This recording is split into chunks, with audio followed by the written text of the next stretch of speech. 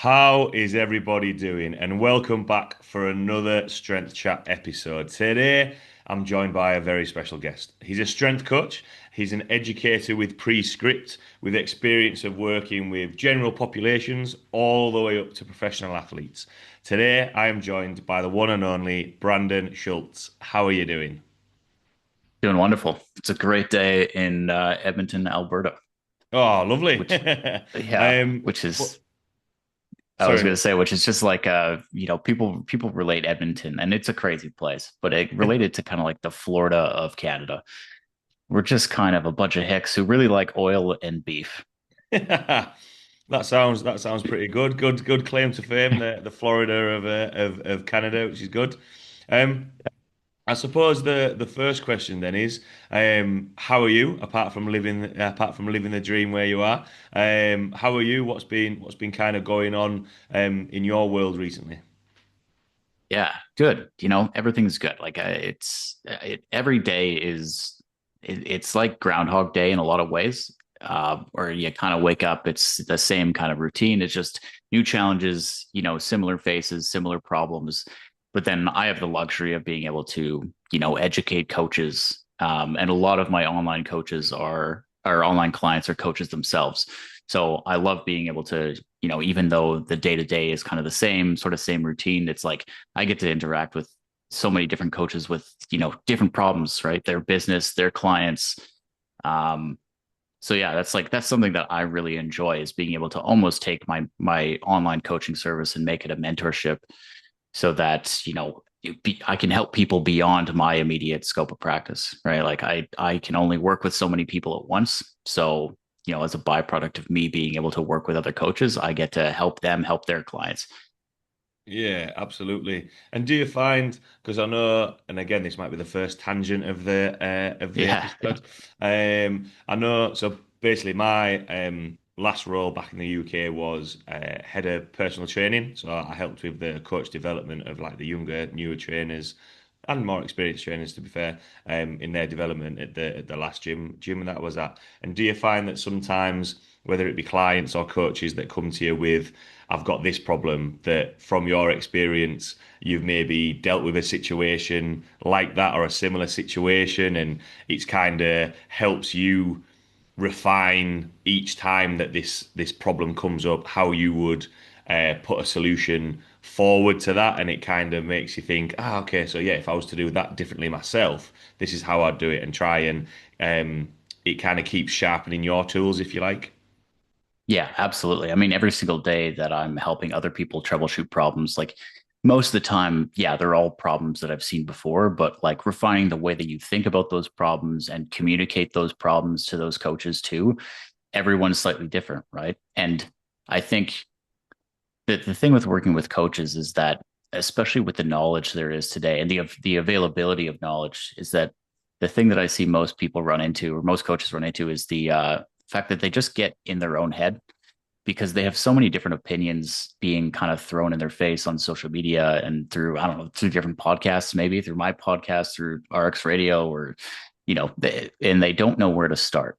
Right. So it's like sometimes those problems are super easy. And all it takes is like, hey, you know what? We've seen this before. Like, you've asked me this question before. It's like, what did we do for this client for this particular problem? And how can we start to relate it to this? Right. But, as an educator, yeah, I get reps on the daily basis of like how I'm going to communicate that, to my clients in a more informal setting. And then I can use that and refine it in a more, I guess, quote unquote, professional setting. And I say quote unquote professional because, I'm kind of known in Prescript as like the guy who just says shit. I can swear on this, right? I can Yeah, swear on yeah, this. yeah, Yeah, yeah. okay. I just like say shit that's on my mind. I basically just say anything. So yeah, but I enjoy that aspect of it, right? Being able to help people with those kind of problems, and you see them all the time. But it just helps you refine your own processes even further. Yeah, and just touching on when you were saying there, saying what's on your mind. I think that's a good quality to have. I think, a lot of because sometimes what you're thinking is usually the right answer. Like I think, if you have that gut feeling, sometimes that's not a bad thing. I Yeah. think sometimes though, when you're and it'd be interesting to hear your thoughts on this.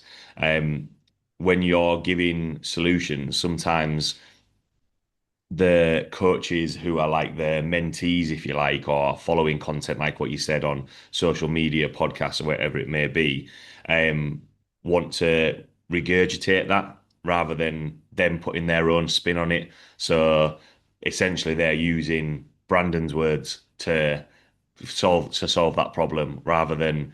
I know for me, with the coaches that I've worked with, it's kind of a case of, right, this is how I would do it. How would your personality, how would your coaching style like fix this problem rather than just creating an army of Stevens or Brandons just doing it all the same. I think the knowledge can be the same, but how you speak to people, because the people that might be interested in working with you might be a different type of person that works with me, and I think that's always fine because we're all different. Do you kind of agree with that, if that kind of makes sense? Yeah, yeah, absolutely. I think that goes on communication as a whole is like, yeah, it's a great place to start, right? Like when you go into university, which like I dropped out of university. When you go into university, it's like every course that you take is kind of designed to pass. The course is designed for you to pass a test, really, at the end of the day. There's not really room for creative thought or critical thinking a lot of the time nowadays. And especially with fitness being so nebulous and people again being inundated by these thoughts and opinions on social media, it's really hard to think for yourself. Mm. um, so it's like sometimes when you're first learning some concepts, and especially when we talk about some more complex things like center of mass or gait cycle or sprinting or whatever, it's like sometimes you need to start there, right? Sometimes you need to be like, all right, okay, this is what Brandon says. I might regurgitate that, and like this makes sense to me. But like I think as you kind of come up and come into your own as a coach, and get some more years of experience and work with more clients, you end up finding your own spin on it, right? And your own way to communicate those ideas and something that makes more sense to you. But I think that's the crucial part is like being able to actually, kind of move from regurgitation to, relating it to your own thoughts or thinking about it on your own. Right. And that's kind of what I want to foster in people is like, hey, well, here's the principles, but like go take these and like, try them, figure out what works for you. How would you explain this to your client? Right. Or how would you explain this to someone if you were teaching a lecture? Right. And you find it really quick that like, regurgitation only gets you so far, right? Because as soon as you run out of sound bites, you're like, well, fuck, I have, 58 minutes left of this lecture. Like, what do I do now? Yeah, yeah, yeah. Absolutely. I always think I can't remember the conversation that I had, but it's like kind of like beyond that initial um, regurgitation or like hooking people in. What's kind of like beyond that in terms of what have they learned? What kind of like deeper understanding of it is? Because I think we all know that you can share a small snippet, which is what you're going to learn within a minute on an Instagram reel. And I think we've all been. I know I've done it. Share, or I still do it. Share little clips, but then putting something a little bit deeper so that so people have a little bit more understanding. Because yeah, I think sometimes people forget that there is longer form content, like what you're saying with lectures, podcasts, actual physical books. I think Yes. Yeah. sometimes forget, but I know we'll dive into that a little bit more. But obviously, I did quite a brief introduction there, and you've kind of touched on the work that you're doing at the minute and kind of your experience, but for everyone listening who might not actually know your background in coaching, in training, how you got involved with Prescript and started the education side of things. Just want to give a little bit of a background to yourself, Brandon? Yeah, absolutely. Yeah. So yeah, my name's Brandon Schultze. I'm a strength coach, educator with Prescript. I run my own business here in Edmonton, Alberta, Canada. Um, and yeah, I've been running my own business for about 7, 8 years now, right? And then I worked at a commercial gym prior to that. But before that, I was in university for about 2 years taking psychology. Right, I was really interested in human thoughts and how people think and how their thinking impacts behavior.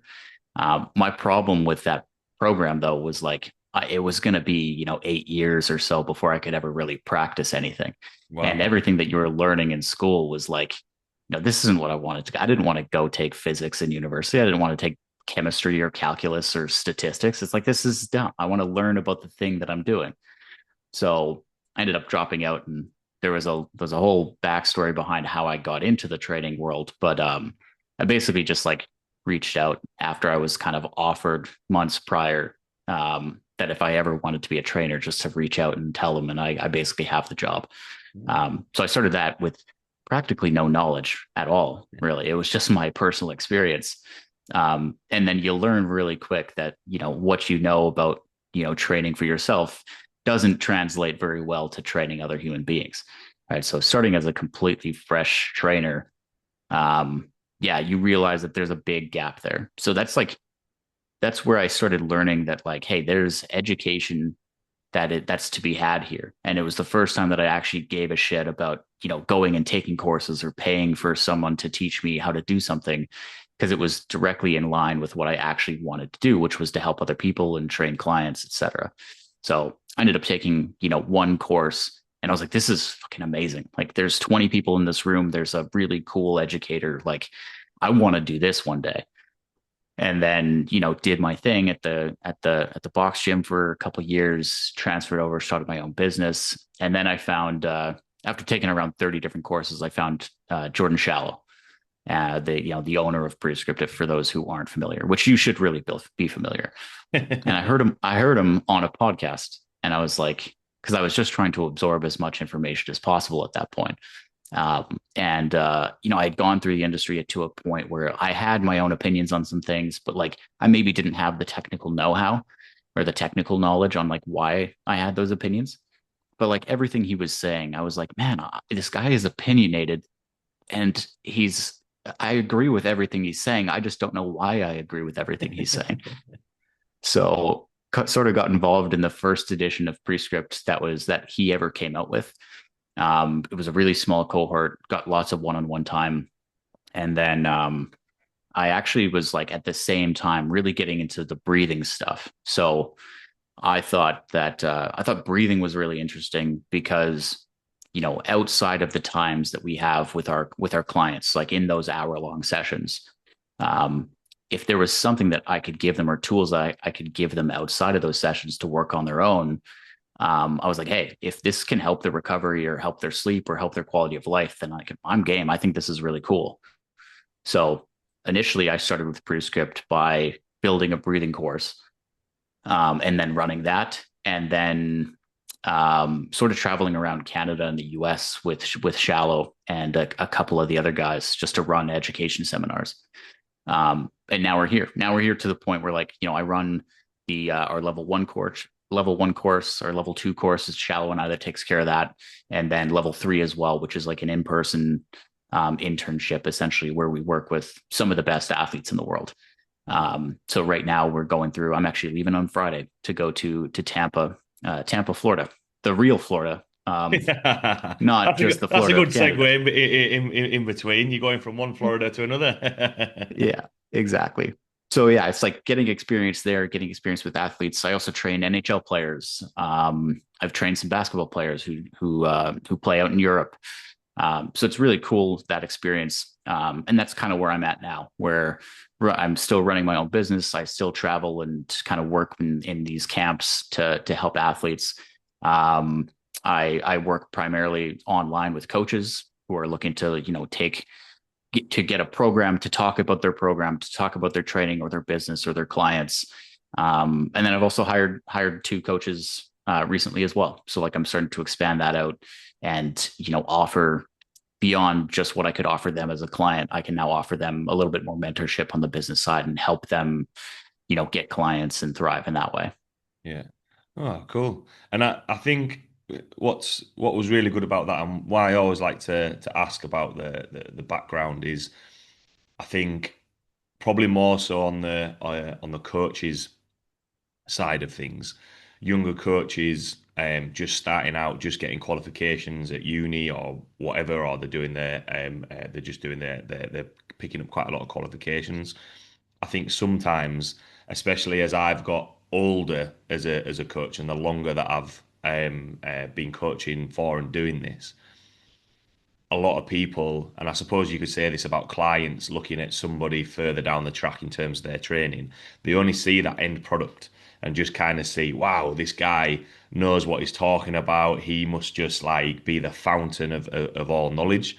Whereas you've said there, kind of, you were trying to soak up as much information as you can, doing courses, listening to podcasts, kind of having your own opinions on things, but then, seeing Jordan Shallow and thinking, oh, do you know what? Actually, I want to go down that avenue a little bit. And I think that's one thing that I, from you saying that, I'm quite glad that I kind of um, advise or push coaches to do that, read different things rather than just doom scrolling and being all right. They do nice reels, like have a look at something else. And I think the overriding thing on that is curiosity. And I know Yeah. you've spoken about this before, and I suppose the main question is number one is from a coach's or client's point of view, why do people kind of avoid curiosity and kind of like trying to suss it all out? Because as an example, when I basically the busier that I got and as I built up my client base, I couldn't play as much rugby anymore because basically the people that I was training wanted to train on an evening, so it didn't mean I was training. And I was like, well, I didn't get paid for playing rugby, and I'm going to get paid to train people, so I should do that. And then that maybe spilt into weekends. So it was a case of, right, okay, I'm gonna, build that up and, try different things out. Whereas I think sometimes people, avoid that curiosity a little bit. What's kind of your thoughts on that? Yeah. I think it's human nature to not want to be wrong. I think that's kind of what it comes down to is like we crave certainty. Humans crave certainty. And like when we get into like the level 2 course and we start talking about the nervous system and just how much we crave certainty, I think it becomes really interesting because like if you're not curious enough to be able to challenge your own opinions, then it's like you're really only just kind of moving from one opinion, one set of opinions to another, right? Or like if you're just stuck in your own way or stuck doing the things that the way that you've always done them. That's something that I've heard a lot of coaches say. It's like, oh well, I do this and it's worked for this many years, so it's like why change it? Which is like just such a bad mindset to be in. Um, yeah, I think curiosity and like a lack of curiosity just comes down to people not wanting to necessarily challenge their own opinions on things. Um, which is like, which is it's fair. I understand that we're like, especially if you are already kind of self-conscious of your knowledge, it's like curiosity exposes what you don't know, Mm, right? Curiosity and going out and trying to seek new information or new methods or new things that might work for your clients, kind of by doing that, you're kind of admitting to yourself that you don't know. And I think that's really uncomfortable. But I think that's the most important thing to be able to do is to be able to have that mindset to be like, you know what, I don't know. And that's okay. I'm going to go find the answer.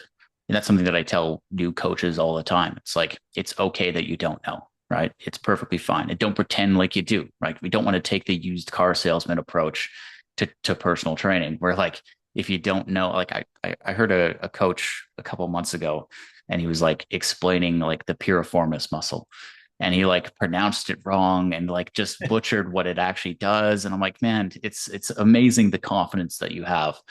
But it's like you clearly don't know what you're talking about, and that's okay. But like you should probably do some due diligence and go out and be curious and take some courses and whatnot. So yeah, I think that's like it from a human nature perspective, it just exposes what you don't know, and you have to admit to yourself that you don't know what it is, or um, you don't know something, and I think that's just uncomfortable. yeah. And what's kind of your with the coaches that you work with? Because, any time that there is a level of uncomfortableness, there's always a little bit of, I don't know whether conflict is the right word, but when you're speaking and being like, look, have you thought about doing this? Like, the coach that you mentioned there, you've got loads of confidence, but actually the missing piece of that puzzle is probably knowledge. For him to or them to hear that is like, oh, what do you mean? Like straight away you can, when there's uncomfortableness, there's defensiveness. How do you kind of like break that barrier down and be like, look, have you thought about, doing this, from the coaches that you've said, well, I've been doing this for 5, 10 years and it's worked so far. What's your approach to breaking those barriers down and trying to sprinkle in a little bit of, be curious, like that Ted Lasso quote, Yeah, yeah. be curious, which I love that, to be fair. But how do you kind of break that barrier down to implement that with the coaches or clients that you work with? Yeah. Yeah. I love that scene in particular because I also play darts. So it's amazing. I do as well, but Um, badly. yeah. I mean, I never said I played well, but I just play a lot. Um, but yeah, I think so. Like a lot of the clients that come to me, so many of them come from Prescript, where they are, already kind of in this mindset where they're willing to learn and they're maybe accepting the fact that they don't know everything. Of course, you run into it every now and then, but lots of my clients are coming to me to learn. So it's not something that I have to break down every now and then. However, it does happen from time to time. It is still a thing that you will have to deal with because sometimes people come to me outside of Prescript and they are coaches and they have potentially a decade of experience of their own, and that's okay. And I think you know helping people understand that like what they know isn't invalid is really important. Like being able to say like, hey, you've had your own experiences and own things that work for you going into this. What I can do to help you is like, I'm not going to tell you you're wrong, right? I'm going to teach you this stuff from a principle standpoint and tell you like, okay, you chose this thing. It's a different approach that I would take, but I really like this. I really enjoy it because like it kind of works on these principles. So like, all of the education that I've taken prior to Prescript was all systems focused. So it's like, all right, here's your client can't squat. Here's your step one, step two, step three, and it always breaks down at some point where it's like it doesn't account for human nature. So it's like how you get to the end result of solving a problem. There's not one linear path. It's just going to be dependent upon the person that's in front of you and the variations or the variances between those people, right? So treating people as individuals, I think, is a really important thing. And again, it's like they're going to have their own experience and ability to fix problems. It just might be in a slightly different way than I did it, but I can at least take what they're already doing, sort of distill it down from a principles perspective rather than a systematized approach. And we could be like, all right, this is really good. Let's think about this idea, right? Like if you're doing this in your warm up, it's like this is a little bit redundant if we're thinking about this from the perspective of the hip, right? Potentially you've got a couple things in there that tackle internal rotation in too many ways, but you're not addressing this one other aspect, right? So it's like being able to take what they're doing and not tell them that they're wrong, but like tell them what they're doing really good, and then sort of distill it down from a first principles perspective. Yeah. I think a key thing that you said there for me was, you might do it differently, but finding a solution to the problem. Ultimately, that's kind of like the bottom line of everything. As coaches, I've always kind of said, we're problem solvers. Yep. If people want to lose fat, get stronger, get faster, that is a problem that they're having if they're not there yet, right? How do we put a solution in there? And what you were saying before about people thinking um, that they're wrong, that it's uncomfortable if they're doing something a little bit different. How do you kind of spin that? Because you've said there about this is how I would do it. Do you try and spin it so that it's more of a positive aspect and be like trying to well transitioning into speaking about communication, trying to twist it into a positive aspect of, look, this is what I think might happen. Let's give it a go. We're still going to do all this stuff over here that's kind of like proven, but I think this might work. Let's give this a go, from the client, from the coach saying it to the client, and you kind of doing that as the mentor to to the coach. Is that kind of like the flow of how that would work to try and put more of a positive and probably more constructive way of actually finding a solution and having that end result? Yeah, I agree completely. It's like it's taking the perspective of building upon what they're already doing rather than completely tearing it down. Hmm. Right? Again, it's like taking the things that they're doing that are actually really good, and then being able to be like, hey, you know what? Let's try this. This is like slightly different than what you've done in the past, but like let's see. I've tried it this way before, and I've noticed really good results. So like let's maybe give this a shot and just see. And again, I think it always comes down to giving them a reason why you do those things and why you improve upon these things. And like the end goal is like, yeah, we are problem solvers. You know, if you get to the result, that's great. But we are paid to get to those problems or to get to those solutions faster or solve those problems faster. Right. So it's like that's going to be the delineator between you and some other coach. Right. Like before I understood the concept of like center of mass, like I stretched everyone's calves, for 5 minutes before every single session.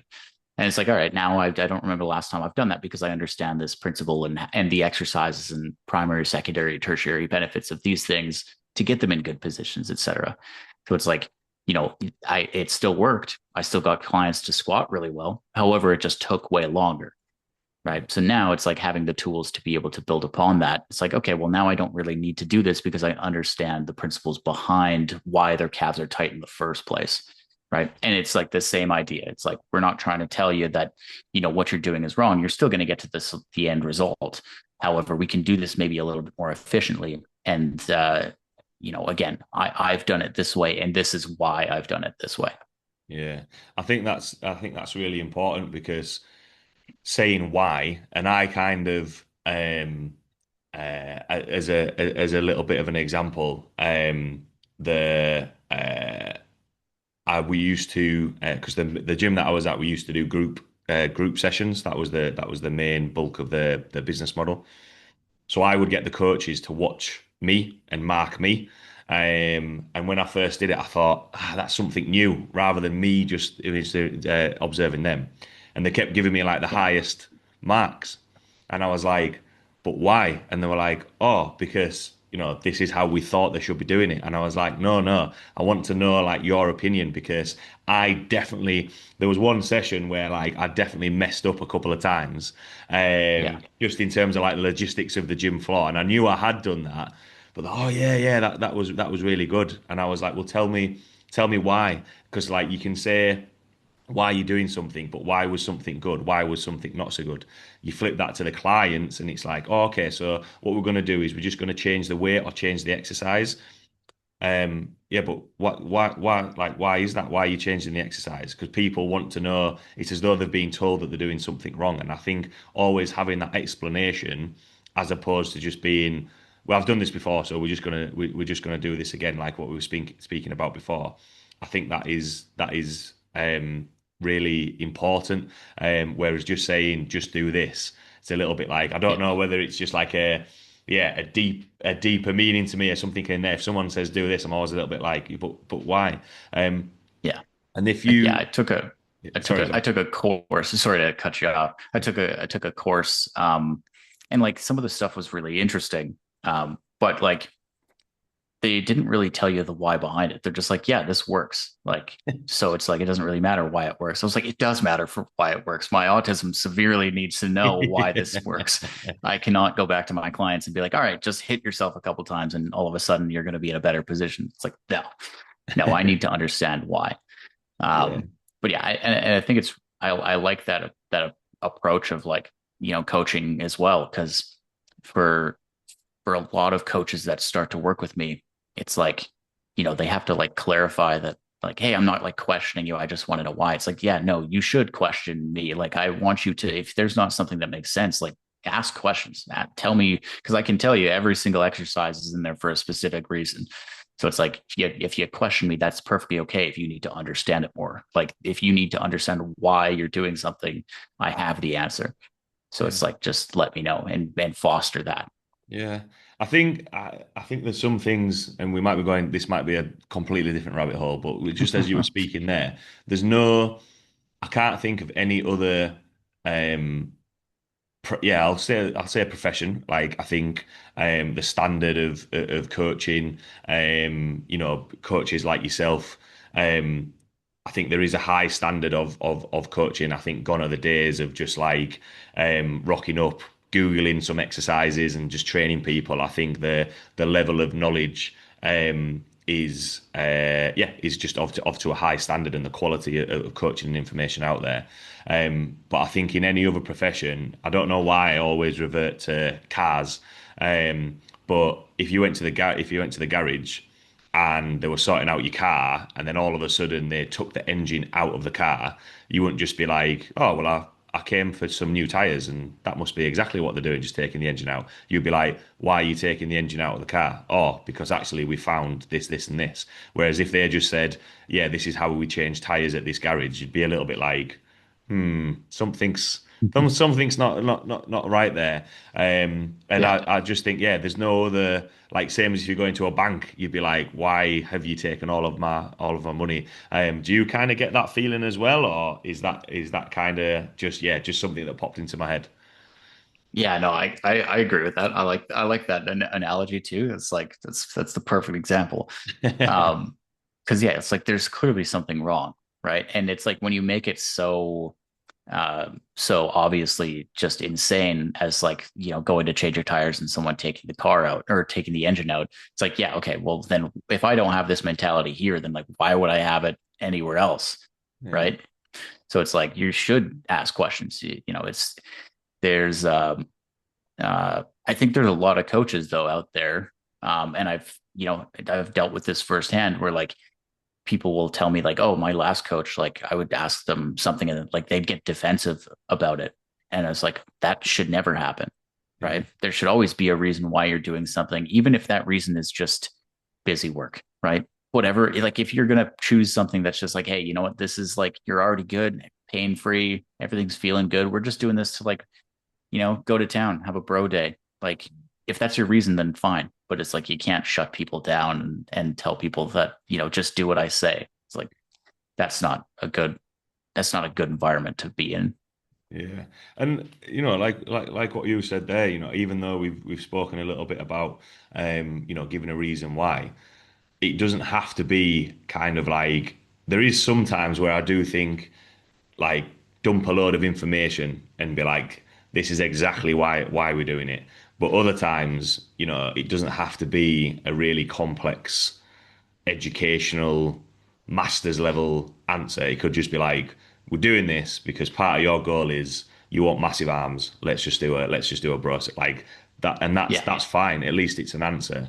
And I suppose this is something that I feel as though maybe, especially from the coaches that I've worked with, once they've got their qualification, once they've got the courses and they've got that level of knowledge, um, kind of moving on to the next topic is like communication and language that's being used. So we've spoken a lot there about, you know, like curiosity, being open to ideas. Have you tried this way? And we've touched on it a little bit, but how you put that across, because how I would kind of describe it is you can actually be quite a good communicator, but be very kind of like clinical and robotic, and just be like, boom, boom, boom. This is what we're doing, which doesn't maybe take into account the person, personality, all those sorts of things. Whereas actually you can change that communication with the language that you use. And I suppose the question is there is what's kind of the positive and or the pros and cons of being a good communicator but not being able to use the right language. On the flip side of it, you could be quite kind of uh, yeah, just kind of like, no, you're gonna listen to me. This is why we're doing it. Compared to like, all right, look, so for you, this is what we're gonna do. Still being a clear communicator, but the language that we're using. I hope that kind of makes sense. But kind of, what are your thoughts on that? What's kind of your best approach on that? Yeah, I think I think scaling, the scaling the language and the communication style to whoever you're talking to as well. Like you're going to speak different to your client and explain concepts differently to your client than you would with a coach or a clinician or something like that, right? Like I'm not going to tell my pec or my client that like, oh, the pec inserts onto the lateral lip of the bicipital groove. It's like that's stupid, right? It means nothing to them, and half the time they don't give a shit anyways, right? So it's like there's going to be people who want to dive a little bit deeper or who are interested in that, and you find quickly, right? I kind of talk, if we're talking from a client perspective, I ask like, hey, do you want to be educated or do you just want to like do this, right? Because I can tell you everything that's happening behind the scenes in this program, but like, do you care, right? And then there's going to be high level principles. If I'm trying to, communicate why something is important and why, maintaining internal rotation is going to be something that's beneficial as we hinge or whatever. I like need to be able to distill that very complex thought into something that's tangible for that client or that athlete, so they actually understand why it is important that we're doing these things, right? But on the flip side, if I'm working with a coach, it's like I'm still not probably going to say, oh, that inserts onto the lateral lip of the bicipital groove. I'm still going to say, unless they want that knowledge. But it's like we can talk about those principles a little bit more in depth. It just depends on the person. I've got some coaches who are like pretty green, and like we need to distill it down a little bit more for them to help catch them up to a level of language and communication that I'm at. And that's okay. And I've got some other coaches that are actual clinicians or chiropractors, and like they understand that stuff and they want to discuss that stuff and they want to know the in-depth knowledge. But I think it just comes down to the person that's in front of you again, and that's like always kind of what it is in personal training. It always comes down to the person that's in front of you. Yeah. But I think having those clear boundaries on who exactly you're working with and what their goal is, whether it's to be educated or whether it's just to show up and do the damn, training session and just get on with their life. Yeah. I think that's a good clarification to have. Yeah. Do you think going, I know this was something that we spoke about at the start of the chat when we were talking about, like yourself, when you said you were looking at podcasts, courses, and those sorts of things. Do you think that, how coaches communicate and the language that they use is influenced by the people or the coaches that influence them? And if they only kind of follow one aspect of it, because again, I always one, it's kind of like me seeing reflecting on my own experiences as well. So I went down a route of I kind of stopped listening and reading like specific strength coaches or anything like that, and I actually went down the route of like mindset coaches and like therapists. And read a couple of audio books on there and podcasts, and it was really interesting to see their approach to it, especially so for me, sometimes having that kind of like softer approach sometimes, and that understanding, that's something that I've worked quite hard on. And then sometimes you pick up clients who maybe need that softer approach, maybe need, because there's that list, isn't there? As a coach, as a personal trainer, you're a coach, you're an admin, you're a agony aunt, you're a whatever else it is. And sometimes, people need that arm around them, so then you can give them the push to actually get what they need to do with their nutrition training, whatever else may. And it was interesting just seeing something completely different to what I've listened to and read before. And then I might not use that all the time, but then you've got that skill set in your pocket. And do you think that sometimes tying it in with kind of like curiosity and actually developing as a coach, that's where people kind of become one trick ponies, or all of a sudden become, I'm going to be a specialist coach and I only do this, just because they've only been following the same 2 to 3 people that's on their algorithm that they keep following. Yeah, you see it all the time. It's like I had the luxury again coming into training as like someone who didn't really have a ton of experience, growing up. Like I kind of started lifting, really consistently in high school. And like sure, there's some bodybuilders you kind of look up to, but I never really like idolized anyone. or any one specific thought or one specific pattern. And the closest thing to idolization I got was when I found, Jordan Shallow. But even then, he's not talking about it because he's not saying, oh, this is how you do it because this is how I do it. He's like, this is how you do it because these are the principles involved. Right. So I think that was like really beneficial for myself, because I didn't have those specific people that I were following. I was just kind of like going from, course to course to course, trying to absorb as much knowledge as possible, that I didn't really have the time to just stick with one thought process and one specific person. So yeah, you see it all the time where it's like, yeah, you just kind of get stuck in your own way. Um, and it's funny, like how much time I've taken to educate myself in the beginning. Now, it's not that I don't educate myself. I still look into things, but I've taken a very similar approach to you as like now I don't really read up on as much, training knowledge or following as much training people on Instagram or whatever. I'm looking at it from like, yeah, the mindset or communication, or like I've been, writing a little bit more on philosophy myself and neuroscience. And I think that stuff is interesting, and it allows you to understand the what's going on kind of behind the scenes and how it can impact your craft as a coach or a trainer, in a different way, right? You already kind of know the principles, you know how to do it, but it's like how we communicate those things in a way that makes sense, and why we do the things we do, from a communication standpoint, I think is the value add at this point, right? How can I be a good coach in terms of my ability to communicate with clients and get to know them on a deeper level? And I think that curiosity now, being in philosophy and neuroscience and things like that, is like that's a far better use of my time than trying to follow whatever one specific person is trying to say.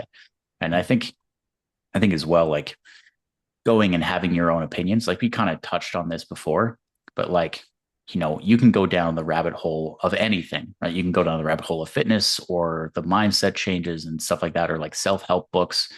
And I say self-help or development books, I guess would be the better way to phrase it. Um, and like you can kind of go from book to book and like change your personality almost with every book that you read, right? But when I read a book, especially when it's on the development side, I'm like writing notes in the margin and being like, hey, I agree with this, or like I don't agree with this, and like I am taking what they're saying and also forming my own opinions on those things, right? And I think that's how we should approach pretty much anything in life, right? Like we can't just move from one thing to the next thing to the next thing. It's like these things need to build and evolve into one another. Right? Like when I took prescript after taking 30 different courses, it wasn't like, all right, okay, we're throwing everything else out. It's like, no, okay, prescript level 1 is really a filter set. It's like, hey, this is how the shoulder, the hip, and the spine work from a first principle standpoint. Now, like, let's look back at all those 30 different courses that I've taken and be like, okay, you know what? Based off of these principles, what do I like? What do I not like? And how can I apply that stuff going forward? And then like whatever, throw the other tools out if I don't care for them anymore. Right. And that's like how you evolve. And that's where curiosity really comes into play. Where it's not throwing the baby out with the bathwater, it's just evolution. Yeah. But if you don't have your own opinions, there's no evolution that's happening. It's just bouncing from thing to thing. Yeah, yeah, I completely get that. As you were saying there, it's kind of like a continuous path.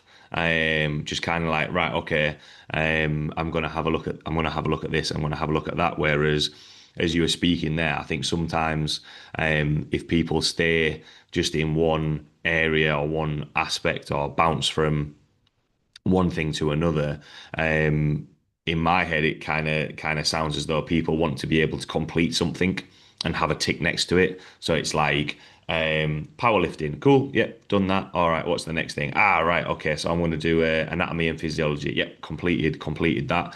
As opposed to that thing of, all right, cool. So if I am doing, I'll just use powerlifting. I've competed in there. All right, powerlifting. So I'm going to do just powerlifting and biomechanics. Right, I'm just going to try and complete that. As opposed to, well, that's really good if you know about powerlifting, you know about biomechanics, but actually you can't communicate, or you can't get that person do whatever it else be. Right, we'll have a look at something, slightly different. Just so then you've got again that continued curiosity. Is maybe is maybe a good phrase to look at, rather than, I think sometimes there is a kind of complete mentality. Would you kind of agree with Yeah. that? What are your thoughts? Yeah. I think, and that's like, and I think that kind of goes again along the lines of what I was saying when it came to like modern education. A lot of the times, how it just like prepares you to just like, all right, take the course, take the test, done. And I don't think that like that starts from such a young age in education as a whole, right? Like every single course is designed for you to pass a test at the end of the course, right? So it's like I think it makes sense for people to kind of carry on that same mindset because that's just what they know. So it's like, okay, I did this course done. Um, and it's like on to the next one, right? On to the next one. It's like now I quote unquote have that knowledge.